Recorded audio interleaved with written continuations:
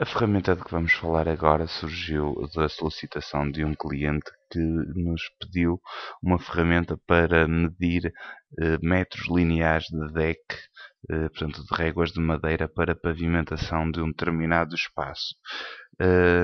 Ao selecionarmos essa mesma ferramenta, basicamente o que vamos ter é que indicar um ponto dentro da área onde queremos colocar esse mesmo deck, sendo que esse espaço tem que responder exatamente às mesmas premissas em relativamente a uma trama que é colocada num espaço. Ou seja, estamos a falar de uma área fechada e que tem que estar visível na sua totalidade no ecrã no momento em que selecionamos um ponto cá dentro.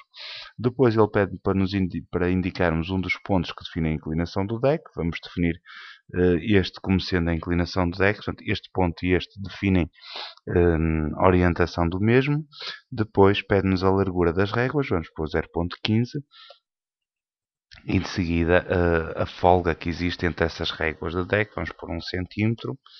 E ele imediatamente vai fazer o cálculo e pede-nos um ponto de inserção do quadro de medições, que eu vou colocar aqui, e aparece-me então aqui todos os alinhamentos de deck necessários para aquele espaço.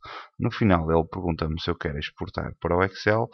Terem atenção que aqui no fundo da tabela aparece o total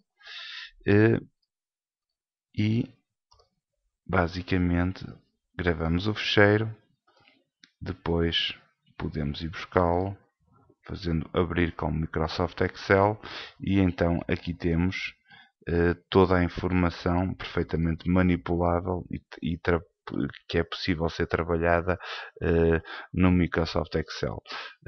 Tenham em conta que eu também poderia fazer este tipo de tabela, por exemplo, com o deck voltado ao contrário, por exemplo. Para isso, bastava-me indicar um ponto cá dentro e depois definir a inclinação como sendo este ponto e este ponto, por exemplo, a largura das réguas 0.15, a distância entre elas 0.01 e ele faz então a medição deles todos e cria-me também o quadro de medições com cada uma das réguas. Portanto, isto dá um quadro mais extenso portanto, uma medição de metros lineares um bocadinho ligeiramente diferente do outro, obviamente. Depois pergunta-me se eu quero exportar por Excel, e neste caso não vou fazer isso. Depois posso usar a ferramenta inclusivamente em áreas extremamente estranhas, não é? E difíceis de calcular. Portanto, basta-me clicar um ponto, definir a inclinação. Portanto, vou partir do princípio que as réguas vão estar todas orientadas de acordo com este lado desta figura geométrica, indicar as larguras das réguas, a folga entre elas e ele faz então o cálculo e eu coloco o quadro, aqui está ele,